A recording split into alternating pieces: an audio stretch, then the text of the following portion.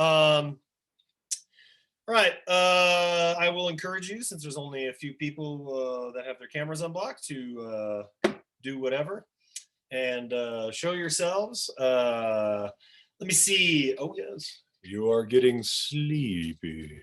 Sleepy. I'm a big fan of the Caraco and the silver, that's for sure. All right, as far as bling goes. So we're gonna keep going with chapter 7 today on stratification. Taking a look at the class right now, and it looks like we don't have another content assignment due until the end of next week, which will be on stratification, so you should start that now, perhaps, those questions once we're done here.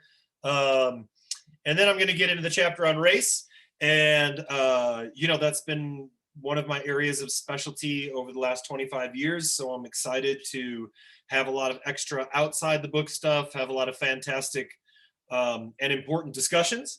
But I'm gonna wrap up today with stratification. Are there any questions?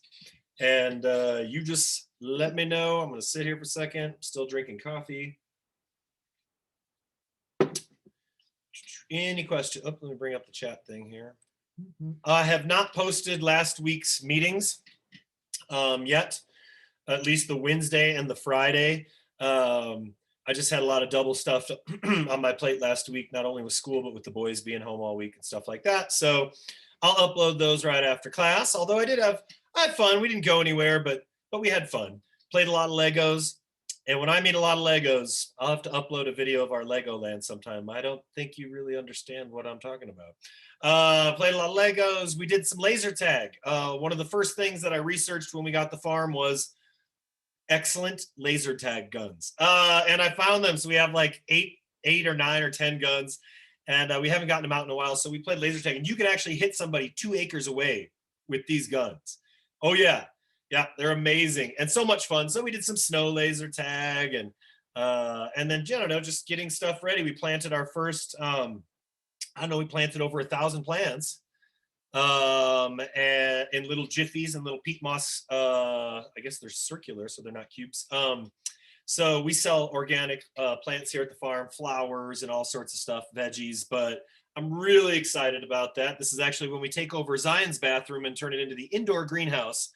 And he gets no access to his bathroom for like 2 months. But that's because we're finding like every spare space we have in the house, and built a little greenhouse outside to start plants. So it is spring officially, and I'm excited about that. I know that I think we're doing the right thing here this semester with pushing spring break back and then not returning. Isn't that the kind of the plan thing that's going on this semester? Right. Because if Florida and this initial run at spring break is any indication, yikes, then I think that we're doing the right thing and the smart thing here at CSU. And I think that they really thought about it. Leaving right now on a spring break, going someplace like that, and then coming back, oh my goodness.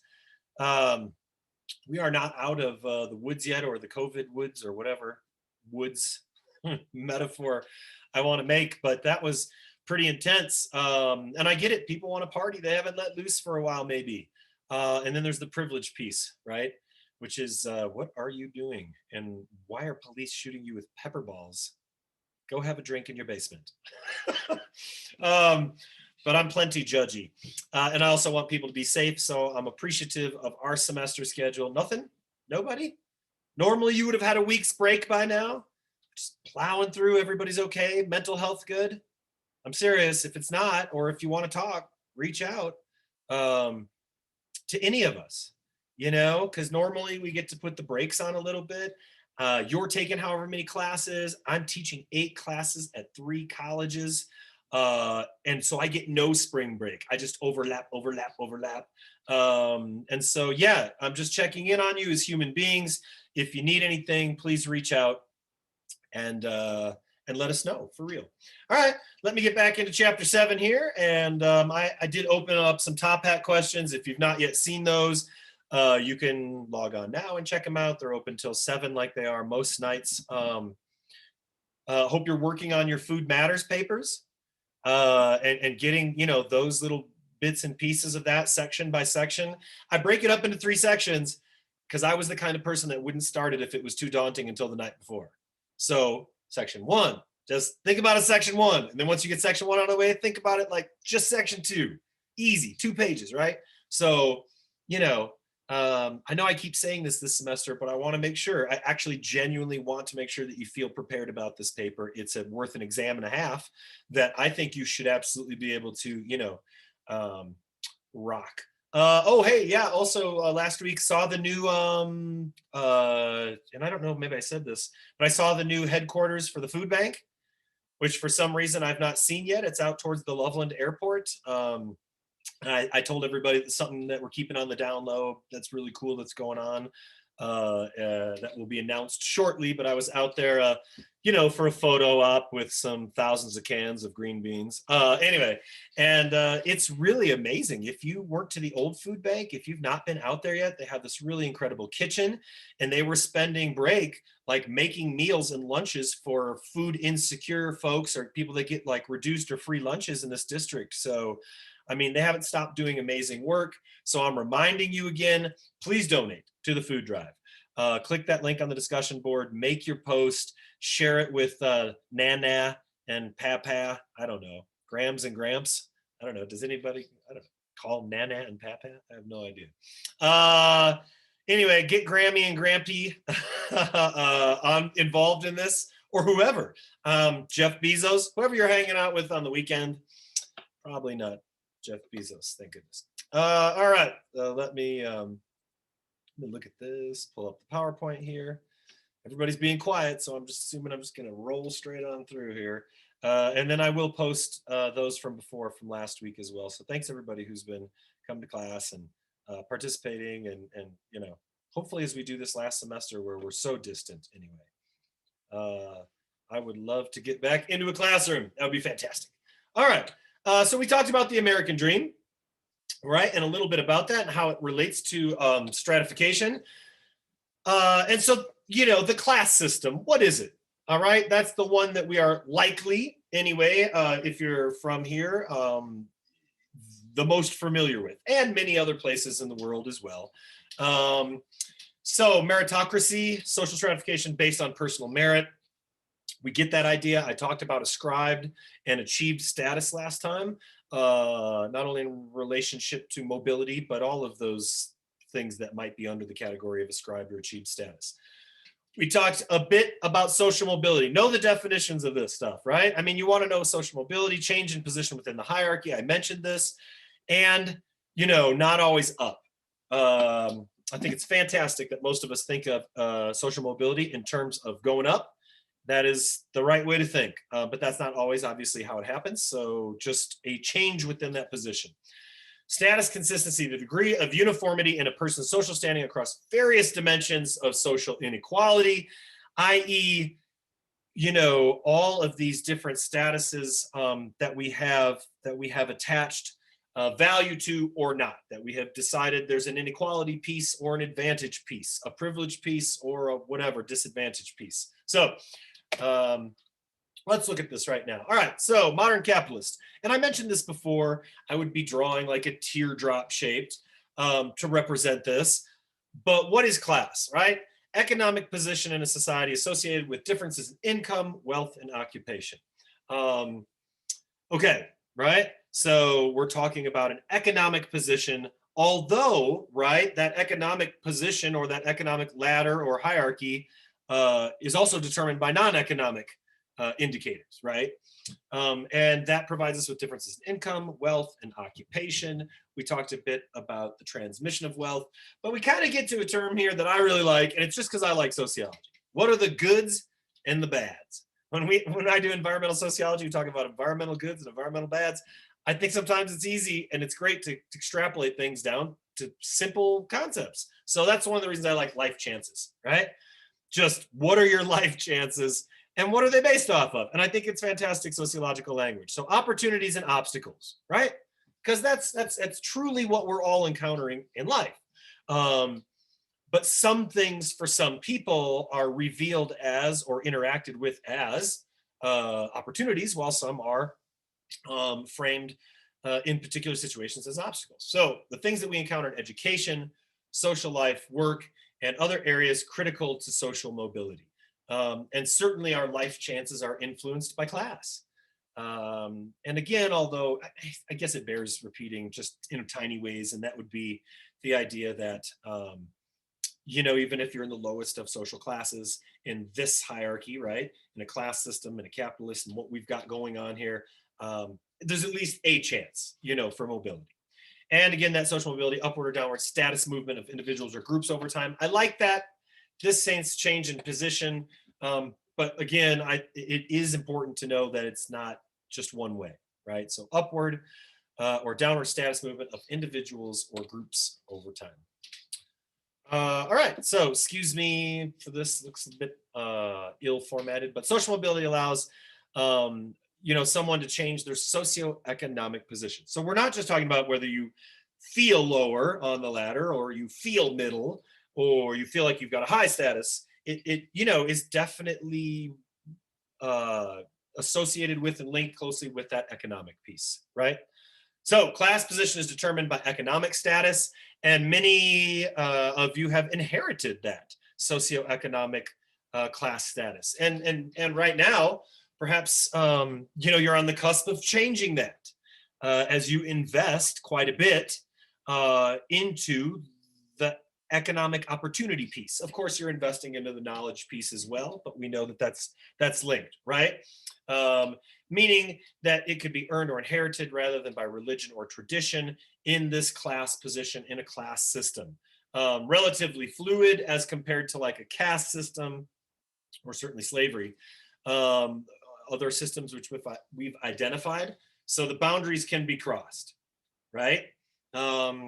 So achieved in a class system is what we like to think of, particularly from a structural functional standpoint, right? This is yours to achieve or not achieve. So status given not by birth or merit, but that's true, right? We also know in a class system, I just told you that you know, it is somewhat based on birth. So some of these pieces, whether that's a gender piece, whether that's a race piece, whether that's your initial socioeconomic piece, status not given by birth necessarily, or I guess in our best case scenario, but by merit or achievement in areas such as education and occupation. So it kind of brings a sociologist to look at, you know, what's the status, who has a higher status or functional importance, right? Those are two totally different things when we think about education and different occupations. And we'll look at that here in a minute. Oh, look at the fancy stairs. Not really, right? But a good metaphor for class systems. So social mobility is possible for people with education and skills. All people gain equal standing before the law in class systems. And of course, this is ideal, right? This would be ideally. And work involves some personal choice. I'm sure there's a lot of people working jobs that they don't want to, that might take issue with that, right? Like, this is not necessarily my choice. This is what I had available to me at the moment. So again, in a class system, and these are unique, or at least what we purport in a class system, mobility is possible for people, particularly for people with education and skills, i.e., that's why it's mandatory that you go to school, right? That's why you have to go to school, because we know that that's in this system how you advance. Equal standing before the law, very ideal culture, and work involves some personal choice, and certainly does. All right, so with the folks in this classroom, in this class system, do you feel you'll be upwardly mobile in your life? And more important to me, of course, is the why or the why not. But let's look at what the folks said, at least those folks that chimed in. 59 people so far. 48 saying yes, 10 saying no, and 1 saying C. So what do you think? Will you be upwardly mobile in this class system, and why do you believe so, or why not? Or why do you expect to be, I guess would be another way that you could say that.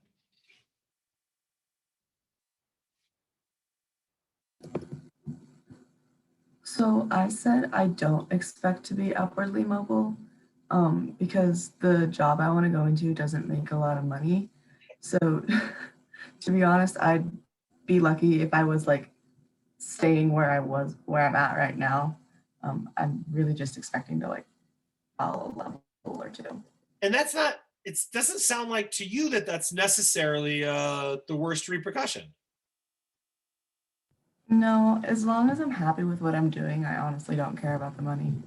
Right. I think that there are still some people that are getting a degree in higher education that, maybe many people that feel that way, right? So good. Maybe a move down in social hierarchy is okay if you're happy, or at least something else to consider for this. Oh, I like that. Good. What else? Why else did you say yes or no? What do you think?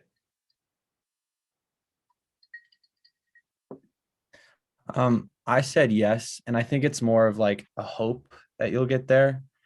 I'm a very driven person, so I honestly have no idea where I'll end up, and my major isn't like a super financially good major, but it's kind of just like a hope and where I want to be, I guess. Awesome. Good. And yeah, awesome. Yeah, good. Two good answers, solid answers. Why else? Yes or why else no, and why?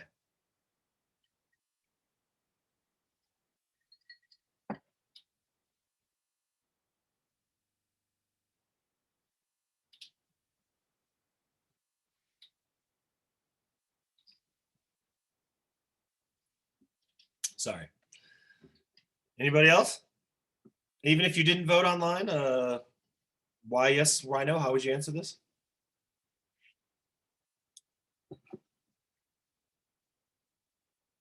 All right. We'll move on to the next one. Do we have another question? Oh yeah. Okay, so I guess I also asked the question then, and this is directly relating with that one, so I'll read this. What are personal barriers to mobility in for you or for the person answered in this class system? Money, 4. Being a female, 2. Age, gender, and race. There always are for any person. Being a woman, gender stereotypes. Having a job I like, but not pay enough to afford to live. Motivation and fear, time and how much stuff costs. Beginning education, gender, female, economic barriers, middle class, and culture. A physical disability, being a person of color, lack of motivation and passion. There you go. These are this is one of the reasons I love making these lists, and it's not just ABC, is because it gets us thinking in terms of how diverse the idea or the concept of like something like this, limiting mobility, right? Not necessarily just the ones that we think of, but also other ones, right? Lack of passion. Generational wealth. I think both just keep getting wealthier, and that will never change. Lack of opportunities, financial stress. VA, I'm a woman and an immigrant. Job opportunities, racism. Having to manage time, money, and other resources to set myself up for success throughout college. Caring what others think. Ooh. What could be a barrier to mobility? Caring what others think. Oh, I love that. Yep, that's my favorite one so far. I think we all do that, right? We just got done with the chapters where we talk about that and measure ourselves and think about that. Yet, it's so important to some people, and very important to my mom, not at all to my dad. like they couldn't be more polar as far as don't care what you think and very much do. That's a good answer and a thoughtful one. Young female, advantage and disadvantage. I'm a proud person of color, but my success isn't necessarily favored or anticipated in my society's class system. All right. I don't know. The biggest one would probably be the price of college. Yeah. It's out of hand. Gender, education, networking. I don't have the connections needed to be successful getting a job in my career field. Wow, that's a big one. Having a disability, being born to immigrant parents. Yes. Price of education. Yes, I think we'll stay the same because it's the class I'm happy in. Will not be attempting to move social class. All right, there you go. What if, another great answer, what if mobility, what if you're not interested in mobility, right? Yeah, fantastic. Class, finances, being a minority, Mexican-American mobility, having economic disadvantage compared with white counterparts. Yes, my lack of connections to people higher up. Yes, student loan debt. Gender pay gap, learning disability. Yeah, the student loan debt is one of the biggies, right? Right now we have a system where you might not be working the job that you were trained for because, like we just mentioned, you're busy working whatever job was available to start paying back on those loans. Could be another version of chattel slavery, right? Economic slavery anyway, where you don't quite, and of course that doesn't, from a functionalist standpoint, they need people to do jobs, but from a, another standpoint, that doesn't make a lot of sense to have people get trained in things that they're really specified in, that they love and are passionate about, and have many of those people not be able to find work doing that. However, I do feel like this is a very, very creative generation that's not necessarily your generation, meaning that's not necessarily convinced that working for other people is the first and best thing to do. Which I agree with you about that. Okay, good. Yeah, I think all of those answers are very real and really awesome to consider. That's why I do sociology. Good, and a lot of very very real things. All right, caste system. So we just did class system, caste system, where birth determines your social positions in 4 ways: occupation, your marriage within a caste, so who you can marry. Why has this got me thinking about Downton Abbey? And because I just watched the episode where the driver, Brand or whatever, goes to marry the daughter of this. Anyway, so a lot, obviously, and that's in England. Social life restricted to your own kind. So those people that you are allowed to socialize with. And really that follows economic things as well. You're not going to be in situations where you are with other people in many of these systems, often at all.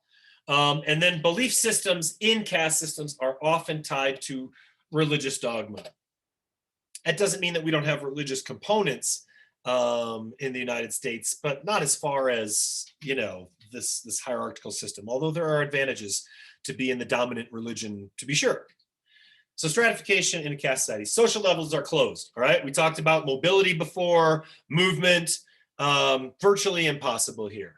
And neither is the expectation, right? Like in this country, there's so much cognitive dissonance that you can't even see my jazz hands right now, right?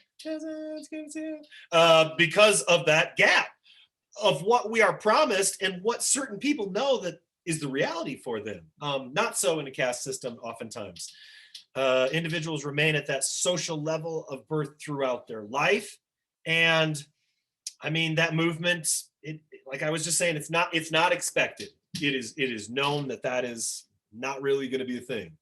I would say that younger generations that are in these countries that we use as examples, often like India, again, education level rising, gender differences and access to education for women, gender differences lowering, access to education rising, family planning, all these positive things. So they are, things change. But like I said at the beginning of this chapter, that happens in these systems slowly and a lot of times painfully to watch, right?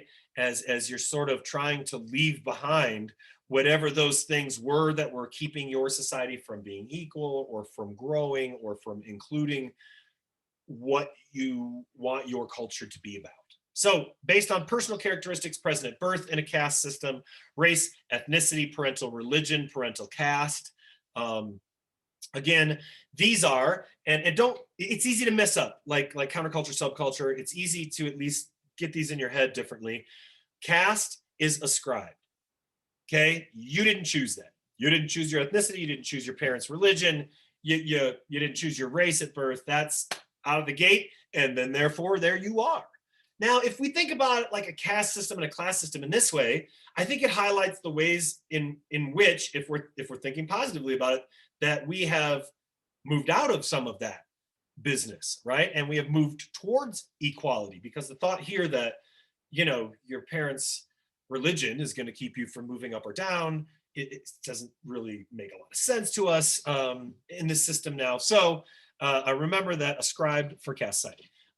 Example, U.S. slavery and segregation area, India's historical legacy of a caste hierarchy. This is also us. The system of slavery right? The system of an unfair hierarchical social standing, that is us. Although we like not to think of it as such, we do have quite the legacy, which is really what we're dealing with, so many hundreds of years later, and meaningfully, I hope, in ways. And of course, not in others.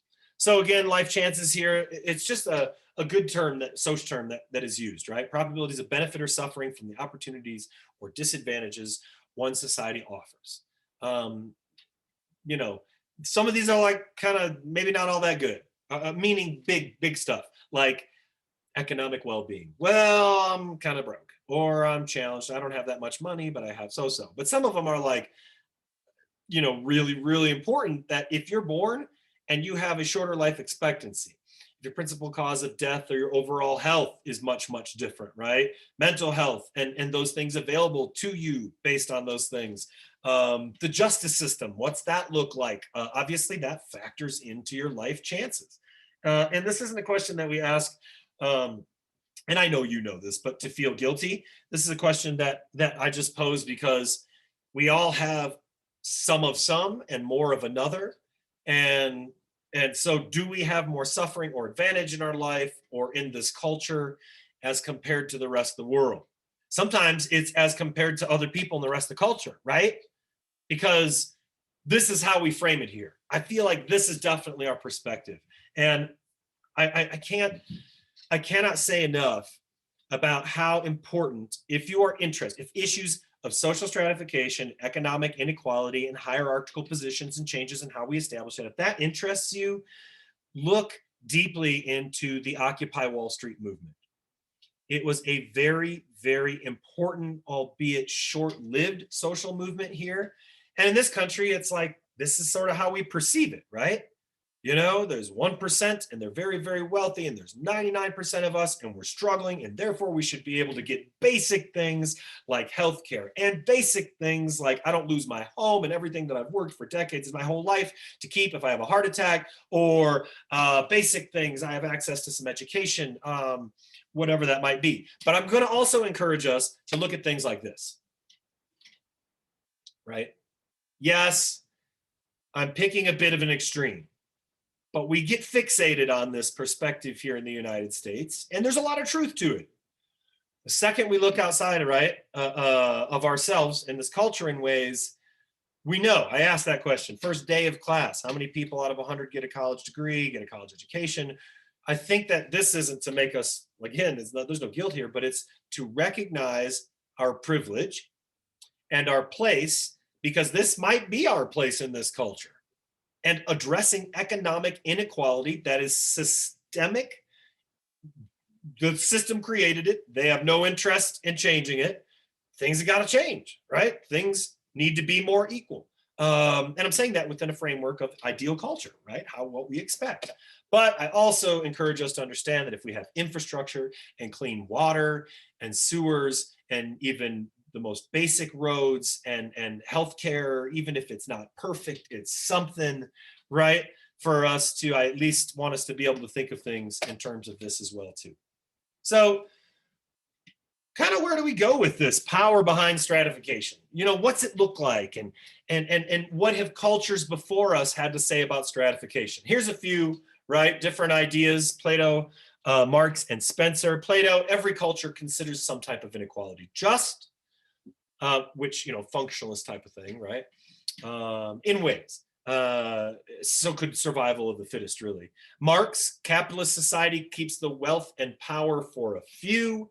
We know how this works. Those numbers are easy to crunch, that inequality continually. I mean, Marx thought things were unequal then, and they were very unequal then. But they're continuously, right?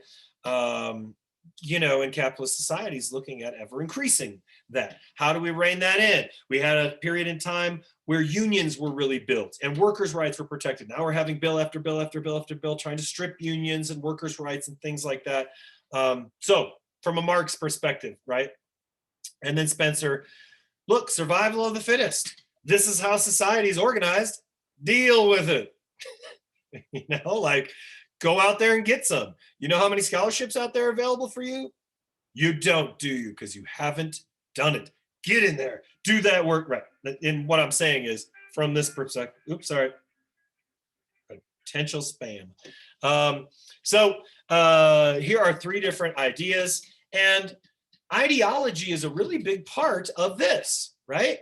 Like, what are your culture's ideology? How do we see and process and understand power, and who holds power, and why those people in those positions don't want to lose that? So what does that mean? All right, ideology, great definition for the next test. Cultural beliefs that justify particular social arrangements, right? Cultural beliefs that justify, could be that, right, a women's place is in the home, you know, and women don't need to be out there working, but ideology changes because guess what? World War II, now we really need you. Of course, you've always been fit to be in the workplace. Now we need your help. Would you help us, please? Right? So it changes, you know, and these patterns of inequality is what we can see. So it's like inequality is just like, oh, things are unequal. No, you know, we're looking at patterns, we're looking at statistical reliability, we're looking at statistical importance and what that looks like. So, you know, ideology changes with a society's economy, and it changes with its technology. And again, you know, when we see society sort of turn to that like racist piece or that anti-immigrant piece or the anti-whatever piece, the other, it's often really predictable around times of economic downturn. You know, like we can look at that as a historical indicator, and we know that when the economy turns down, that we are going to turn up the heat on racism. It's like a bit of how we function at this point. How do we change that? That's what sociologists look at, right? And why? And how does that, can it go back, right? Do you think that we could have prohibition again in this, you know, country? Do you think that we could say women can't work anymore and go back to, like, there are so many things that once the ideology has changed in a culture, you know, there's no going back, and why would there be, right? Anyway, and usually, of course, in culture, we're trying to think of ourselves as moving forward, but that's not always the case. How do we define that? From whose perspective? Anyway. So Marx is going to say, from a Marxist standpoint, culture and institutions combine to support a society's elite. The decisions we've made about who's valuable in culture and the actual institutions that are out there being run by the people that we have said are important combine to support the powerful. And they're going to combine to keep those people powerful and to make sure that they have access to life chances that are better, the goods, and that other people who don't have access to that, they will use ideology to justify that that is fair. Now, of course, that's from a Marx perspective, right? I'm jumping on that and saying that's how we can see things from that perspective. So, you know, functionalist, there's cultural beliefs that justify these arrangements from a Marxist perspective or a conflict perspective. That inequality is known and it's built into it and it's set up ahead of time, and you can't deny it because it's everywhere. All right, so let's look again at ideology. What do we mean by ideology? We also mean these larger sort of sweeping notions, right? Like, well, the rich must be smart. The rich must be smart. The rich must be smart. They've made smart decisions, right? That have put them in that position. Well, not necessarily. And again, not necessarily with this as well. The rich are smart, therefore the poor must be lazy. You know, they're not trying as hard. And we hear this all the time. And we hear it more and more and more, it would seem. And that too, right, goes like this throughout history. But that idea, as long as we can frame the notion that rich people are deserving of that and that poor people are deserving of that, supports the entire inequality notion by defining it as fair, right? And as long as you hear that over and over and over and over, it can't be that we purposely disadvantage people. It's because that's how it is. It's fair. People get what they deserve, right? That's an example of this ideology that supports our market-based economy. Like, people are either smart with their money or they're not, but you deserve it, right? It's not the fault of the system itself causing the massive inequality, or the people who have the money who don't maybe interject that wealth or don't use it for the greater good or aren't taxed as much as they used to be when that was all working, I would say much more smoothly. Colorblindness, again, this is a dominant racial ideology, and we know that there is no such thing as colorblindness, right?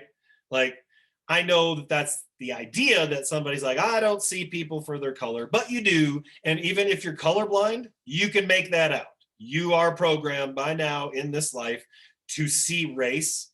And it's not people who are minority people who determine that or what the is or why it's, positive or negative or whatever. So colorblindness is not something that we want. It's not something that we can attain. And it really functions under the assumption that we're living in this world that's post-racial. And I think there was a big push to say, well, we're now post-racial society that Obama has been elected president. And then, very short, well, it was even before he was elected, the racism was ramping up. We were proving very, very much with an exclamation mark that we are not a post-racial culture or society. Race still very much does matter, but the idea here of ideology is get to people thinking that it doesn't matter. Right? It's not as big of a deal. It's not a thing anymore. We're all equal because I've even seen within the last week arguments that say we are not a racist society because there are no actual laws that support racism. Like, what? Like, that doesn't even begin to make sense. So it is very much, in fact, racism and looking at colorblindness and how we define race. It's very much still a prevalent issue. So theory, structural functionalist theory, social conflict theory, these are both the macro level pieces. Let's talk briefly now about, and I'm going to go through a big list here, and I want people to chime in. Which job has a greater functional importance for society? Custodian, I didn't change that. Custodian or brain surgeon? What do you think? This is going to be a speed round. So let's hear it. If you haven't participated yet, you don't have to unblock your camera, but I want to hear from you. Speed round, greater functional importance. I would say brain surgeon only because, they're obviously paid more for a reason because they have to go through so much more learning and they have more requirements to meet than a janitor does. All right. I'm not saying that the janitor is not important, but no, I didn't think you were saying that. More learning, more school. Yeah. Okay. What else? Who else? Speed round. A or B? I don't want to know which you pick. I want to know why. It doesn't matter to me which you pick. I want to know which, but then the why. What do you think? You got brain surgeon. Anybody else? I think the janitor only because without a cleaning system in schools and stuff, we noticed it at our schools. Like you could tell when they hadn't been cleaning for a few days and it just like sucked. Like there's stuff all over the floors and then we all had to do the cleaning and stuff. And like, I really appreciate janitors, but obviously brain surgeons like save lives. So they each have their own function in society and they're both important. Absolutely. What if New York City didn't get garbage collected for a week? What if the same happened on CSU versus CSU campus without a brain surgeon for a week? Life might be lost, but right? So, okay, good. Next one, speed round. Which job has a greater functional importance to society and why? Sanitation expert, garbage collector, or teacher? What do you think? I think the garbage collector is more important. Like same with the doctor versus the janitor. It's kind of like you can't have one without the other, like if there was garbage all over the place, like I don't know if people could even go to work because like New York, for example, where they have like trash all out on the streets, like how can you even transport yourself to school if the streets are just flooded with trash, Right. Yeah. Teacher or garbage collector, tell me. What do you think? Functional importance to society. Teacher, for sure, Why? because they shape our future, All right. or they shape our minds too, I guess you could say. Yeah. I mean, think right now of a grade school teacher who was one of the most awesome people you've ever known. I know that everybody here knows them. I was thinking about Mrs. Lead. That was, okay, let's see how I'm going to do it. Mrs. Lead, kindergarten teacher. Mrs. Gittler, first grade teacher. Mrs. Carrick, she was awful, second grade teacher. Third grade, Mr. French. Fourth grade, Mrs. Stevens. And then you had a bunch of other teachers. But I can even name them And that's just a list of my teachers for the main grade, not to mention the others. So good. There's a level of influence that teachers have that's pretty profound. Which job has a greater functional importance to society? Talk show host or president? Ooh, and that's before Barack had all the stress and went gray. That's every president. If you look at a president, either 4 years or 8 years, whew, that's a tough job, I think, because it makes people look like they did twice the aging. What do you think? Greater functional importance. Talk to me.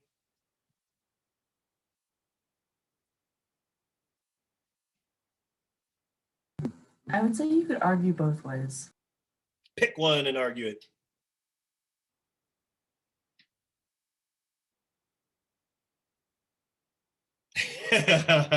President?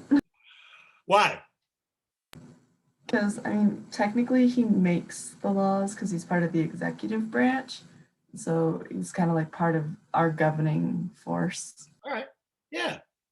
Good. Anybody else? Talk show host. It's Oprah. Any votes for Oprah? She's got a lot of influence. I feel like the talk show host could offer more of like sometimes they are biased, but I feel like the president always has other people telling him what to say. And a talk show host has like their own thing that they want the public to know. Right. So they both deliver information differently. Absolutely. Good. Anybody else? All right. Let's see. Okay. That was the lightning speed round. And functional perspective. All right. So you're going to need to know stratification perspective associated with our theoretical paradigm. So the functionalist perspective, inequality is not only inevitable, but also necessary for the smooth functioning of society. It's so funny. I think it's so important to be mindful and take into consideration all of these different theoretical paradigms. But it's a hard sell for me, right? To read that sentence and be like, yeah, I agree with that. Because of course I don't. But according to this, inequality not only inevitable, I do agree with that, but also necessary for the smooth functioning of society. I'm not sure about that though. Social stratification has beneficial consequences for the operation of society. And furthermore, sort of as a way to kind of justify it, it's found in every society, you know? So this isn't just us, you know, saying that there needs to be inequality. Although obviously the amount and type of inequality in every single culture, every single given society is different. And from a functionalist perspective, necessary. And since we were just talking about functions, this addresses that, right? The greater functional importance of a position, the more rewards a society attaches to it, you know? And I know maybe it's not fair here to be like working McDonald's versus a brain surgeon, you know, but talent or training. And how does our ideology about poor people what does it have to do with this slide? Well, we can't even get people who are millionaires to approve $15 an hour for people working hard jobs that serve a function like fast food. You know, not glamorous, doesn't need as much, but should the gap between those two be not livable and, you know, super rich? Well, they are maybe extremes, but yeah, I think that that is a big deal right now when we talk about social stratification. What would raising the minimum wage, which has, you know, been rejected forever and ever and ever, do to help people survive on this hierarchical or in this hierarchical class model? Any society can be egalitarian, but only to the extent that people are willing to let anybody perform a job. And that's just not going to happen. When people talk about affirmative action, lots of times they want to be like, well, they're just going to give that job to somebody. No, and no.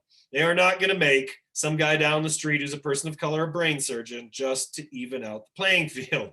And affirmative action, because it is so soundly rejected by dominant culture, really has failed to get much of anything done in that aspect as far as leveling a playing field. So again, still from a functionalist perspective, stratification has beneficial consequences for the operation of society. I mean, unequal rewards, which is basically what social stratification is, that benefits society as a whole, right? So positions a society considers crucial must offer good enough rewards to draw talented people from less important work, right? People work harder or work better, they work harder, they work longer to get these jobs. But then we look at how much more somebody maybe who collects garbage is paid oftentimes than somebody who's like a full-time teacher. And I know that there are discrepancies. So when we ask, that's what we're talking about here. Like, do the rewards reflect the contribution somebody makes to society? And yes, this slide is biased on purpose to get us to think, right? This guy on the left trades stocks. This was about that time when, those people that were experts on Wall Street lost about a third of our accumulated wealth since this country started. Lost $27 billion last year. Reward makes $70 million a year plus bonuses. Person on the right fights for freedom, or is a military member. Reward $20,000 a year. Maybe the bonus is staying alive. It would take them not 300, but 3,000 years at that pay scale to earn 70 million. So I think that we understand that to answer this question, it's a big no, right? Do the rewards reflect the contribution somebody makes to society? All right, speed round again. Who contributes more to a society, stockbrokers or artists? Chime in. I'd say it depends on the type of society. Like New York society, I'm gonna say stockbrokers because it's all about Wall Street. But like if you're an artist, obviously art is important to you. So it really depends on what society you're in. Sure. I would say that New York has a pretty thriving art scene, visual arts, performing arts, art galleries. But yeah, maybe the way that we think of that in terms of that context. Anybody else who contributes more, stockbrokers, artists?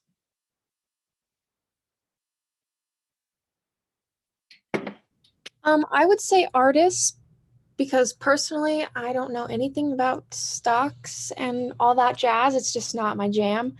But like pretty much everyone, if we were to all turn on our cameras, would have art around their rooms, art to express themselves, art to have a release. I think art just is more influential.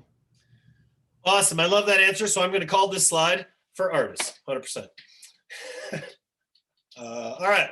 So through stratification in our society, or those, stratification in our society assures inequality. Does our society need to be this unequal? This is the question that is the important. I know the last few minutes of class here, but look, things are unequal, fine. Like some amount of that, even if I was the equality superhero and could instantly make, right, everything super equal. I don't know what that would look like. I don't know if that's possible. But I do know one thing, that it doesn't have to look like this. It absolutely, with the country with so much education and influence and affluence, it does not at all need to be this unequal. It's gross, but that's the sociologist in me that sees people in my community not eating, not knowing where their next meal is going to come from, not having a job, trying hard, and having all sorts of systemic, pieces keeping them from achieving or from succeeding. So can we work together to make the United States stratification system or US system of stratification more equal? 55 said yes, 5 said no. And, this is the challenge before us, right? I mean, this is the big deal. Can we make this system of inequality more fair, more equal? Because it's not going in that way. It's not going in that direction.